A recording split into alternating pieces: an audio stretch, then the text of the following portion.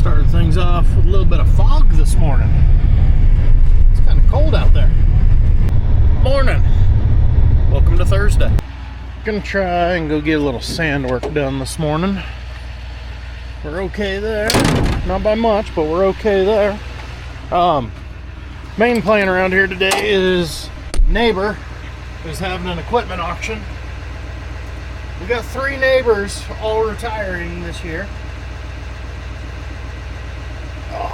And the first auction is today. I think the next one is next Friday, and I don't know when the third one is. I haven't heard on it.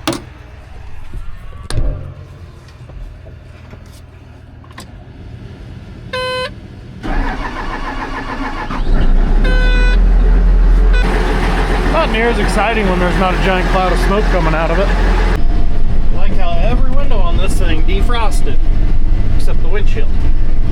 Oh, it's finally starting to. I guess not defrosted, defog.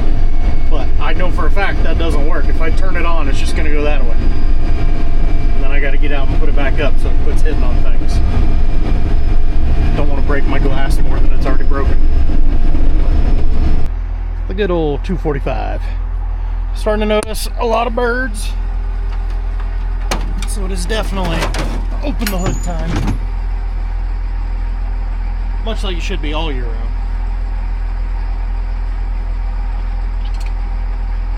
Water's good, oil's good.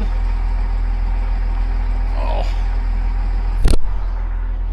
Let's see. No birds. Alright.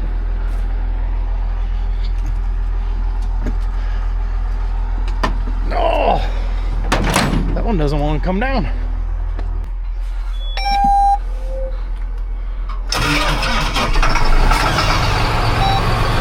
That sounded horrible. Only got 2 loads here, so this ain't gonna take long. Problem is, our truck just broke down, so God only knows when we're gonna haul sand again. So I'm just gonna run around real quick, clean up the piles that we do have, because I don't know if we'll get any more done.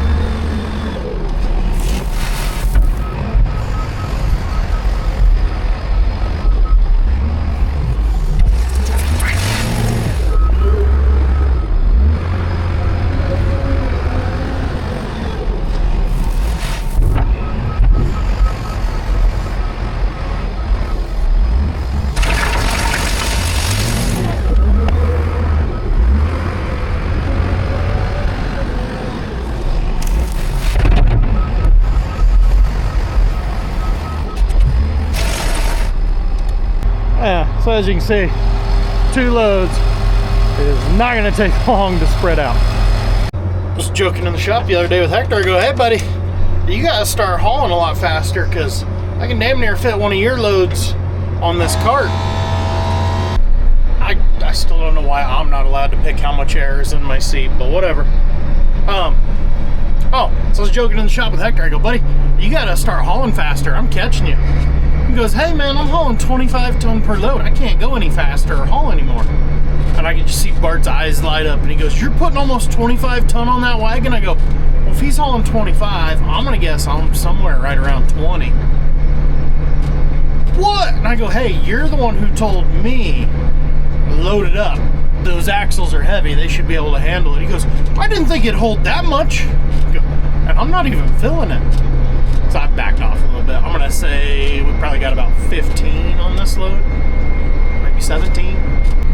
Here's what's annoying though, at this farm, I was sitting there talking to Bart because he's one of the landowners up here.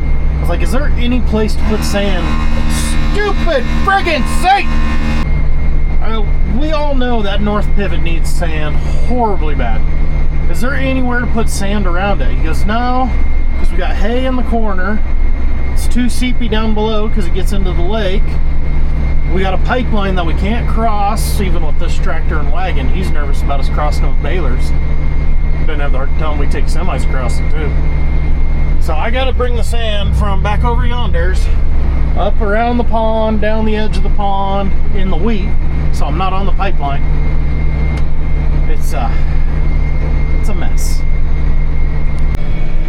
When the tracks are a foot and a half deep or more, it does not take long to run this thing empty. I just started like right over there. So I've got the inside 3 enough. Now I've got about 1 load left to split between the outside 2, I guess. Problem you run into, I'm sure you can kind of tell we're on a side hill here. If you don't start at the top of the hill, you're not going to have any luck because you're already going to have water rushing down that track and it's just going to wash that sand out. So you got to try and start up high, which means I really need to be starting clear back over here.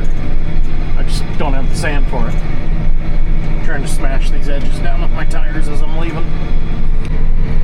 Just like that. 2 semi-loads, 3 loads on the wagon.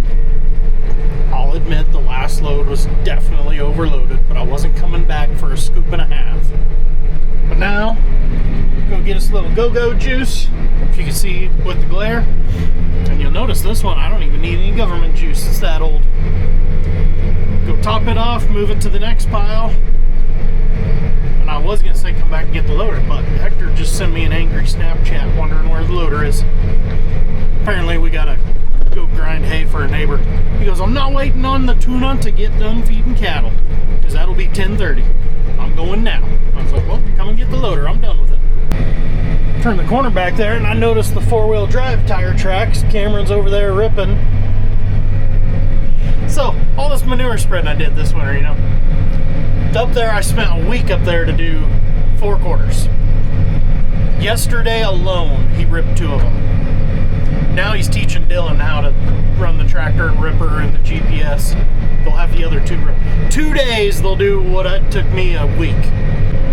I didn't ask him how school was going, though. He's going to have a sharp learning curve, but it's not like we're in a hurry or anything. He's never drove a big 4-wheel drive like that.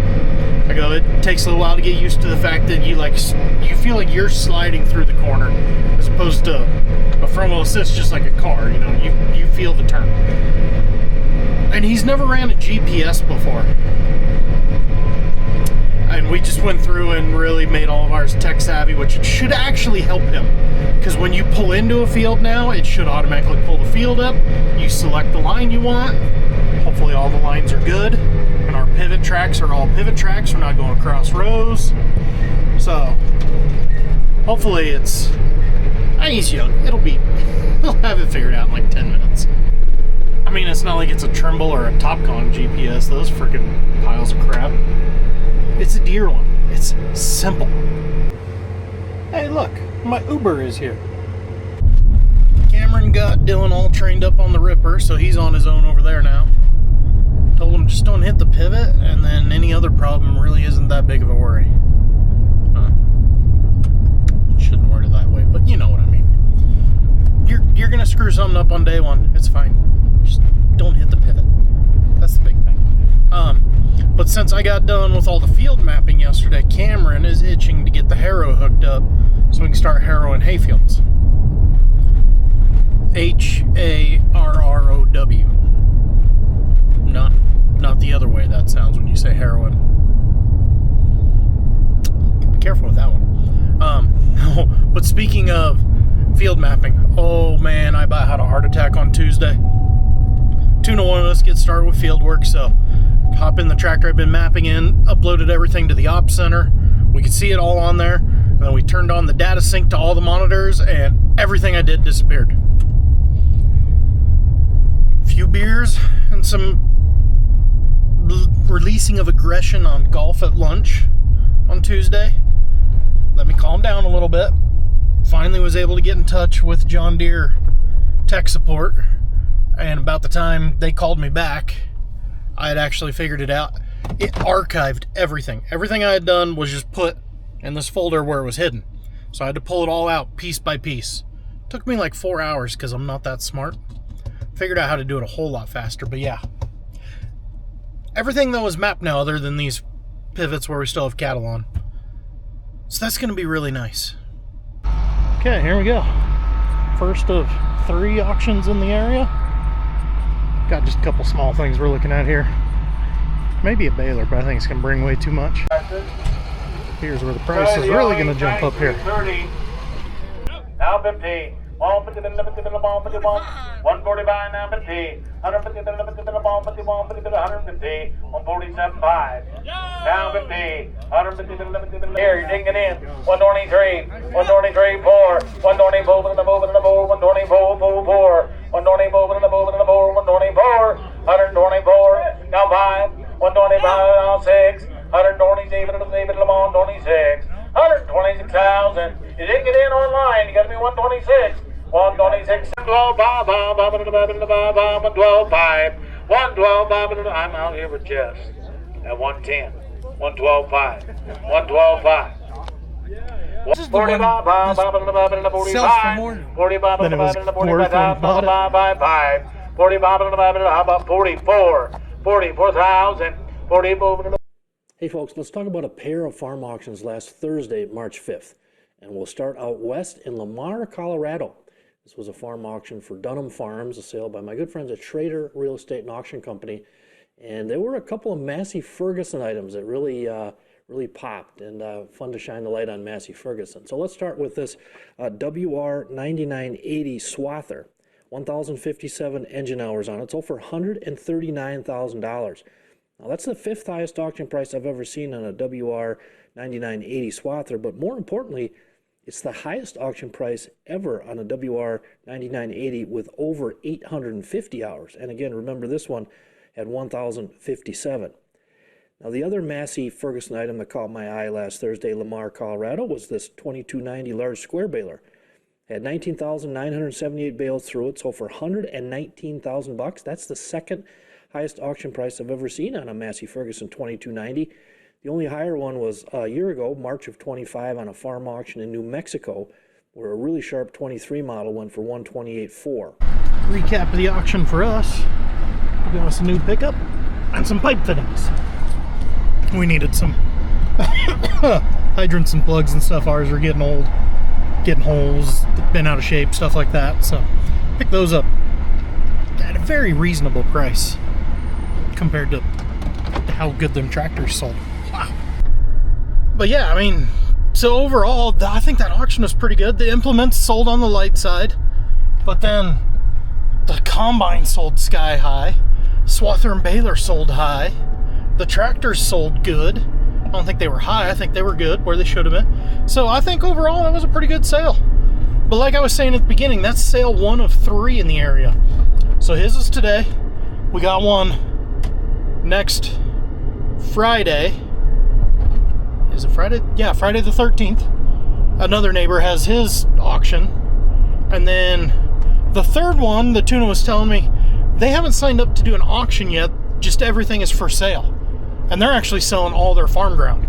This guy rented out all of his farm ground, mostly to family and then a couple other neighbors.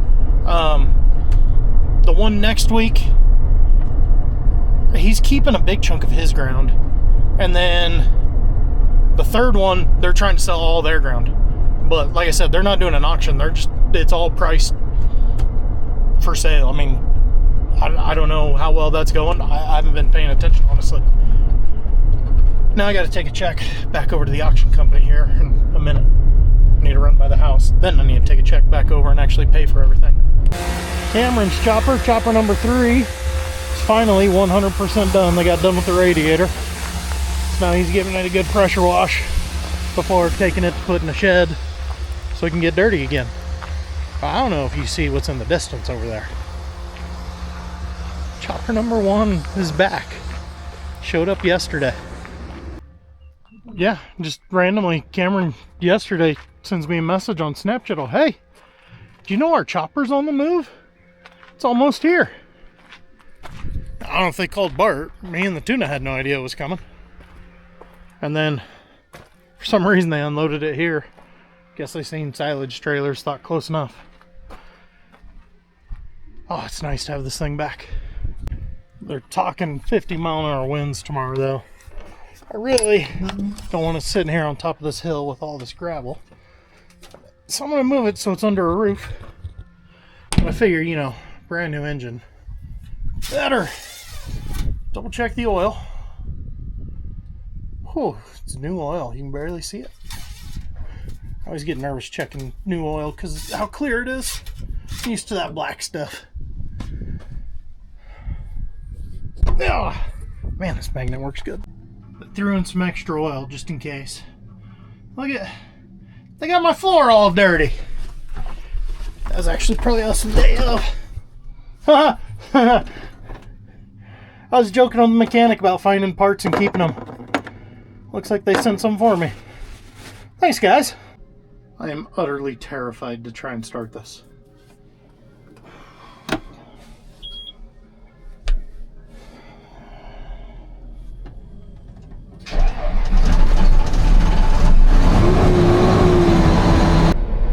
I don't know if it's because I was the one driving it when it happened, so I had, still have this feeling in my gut that it was my fault or something I did wrong that caused it to all go wrong. But holy crap, to finally have it back. I don't get it. It's a piece of equipment. I've never had like a reaction to a piece of equipment, but just the fact it's back. Hell, I need you. I'm a mess without you. I miss you so damn much. I miss being with you. I miss being near you. I miss your laugh. I had to call the old Uber. I don't know why I was looking that way.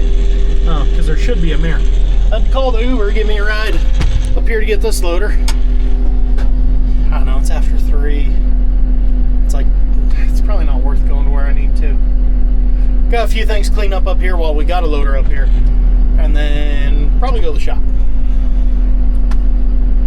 It's just not worth going over there for less than an hour. I was debating on going over to the farm where I took the sandbox, but no faster than this goes down the road. Yeah, it'd be like 3:30, 3:45 before I even got there, so that's not worth doing. Gonna clean up a few things here, and then head to the shop. Had to swing by, give a quick lesson to the tillage crew about field edges. So now he should be good. You're on your own. From here on out, you're on your own. No more questions. Got back to the shop. Hector caught me, so the tuna wants some mineral licks in the tubs. So we'll put these in the pens for the new cattle. Just get some extra supplements, get them going better on the feed. All those good things. So everything you can see in this first pen here and the second pen behind it is what we bought at the sales so far this week. It's only Thursday. There's still a Friday sale over in Kansas the tuna likes to go to a lot. But we shipped 6 loads Monday morning. We've already replaced 1.5, maybe 2. That's how fast the cycle is. Because I'll bet here in 2 weeks we'll ship some more cattle. I don't know how many, but there will be more shipped while we're still in March, for sure. I haven't even looked inside our new pickup yet. Ooh, nice. Nice. It's got the little baby doors for back doors. So it's a little bit bigger than an extended cab. Not as big as a 4-door. Huh. fancy. Chopper number 2. I don't know if I've talked to you guys about this at all. So the fan brackets in there, oh, you can see where they welded the one to strengthen it. So this bracket's new, they welded that one up. I know on this one they had to weld where that spring is back in there. It was about pulled through. Glenn has been working like crazy on the interior in there by the blower and stuff. What else have they done? A bunch of chutes underneath. I haven't been in here, guys. Sorry, I don't know everything that's going on with this one. But basically, it's a big project like the last one. He's still got the light on back in here. Yeah, Glenn's been working on stuff there with the blower. As you can see, the backside of it's all off. Waiting on parts from Deere. We had stuff shipped out of Denver. Friggin', what is that, 200 miles away? 3 days ago. And they have no idea where they are. Oh, they got stuck to that fan. So, yeah, it's coming together. It's just taking a while. Chopper number 3, as I talked about earlier, is done, other than we got to get that door put back on it. The fan door. Backhoe is in here because not only did the AC quit, the blower completely quit too, so there was no air movement in there at all. As you can see by the amount of glass, that is quite the hot box in there whenever. No, not hot box. Kenny is not hot boxing the backhoe. It turns into quite the sweat box in there with no fan. So Bart was on the phone getting a bunch of parts ordered for this when he left. That kind of catches you up in here. Other than that, Dylan's now broke in on the tillage crew like I showed you guys. He got that half circle done. Cameron got the harrow hooked up. It needs grease, but other than that, it should be ready to go. But we're gonna hold off till next week because they're talking high winds tomorrow. That door's so loud. So we're probably gonna get a few things in here to try and have some things to do in the afternoon when the wind's gonna suck. Other than that, guys, it's getting to be kind of busy. We're now a week into March, so next week we need to have the sprayer going, putting down pre-emerge and Roundup on our alfalfa ground, maybe even spraying some wheat ground, adding some nitrogen. We got a lot of things to do. Not much time to do it. Right now, though, I'm going home. Wow, that got dark. So, I will catch you guys in the next one. See ya.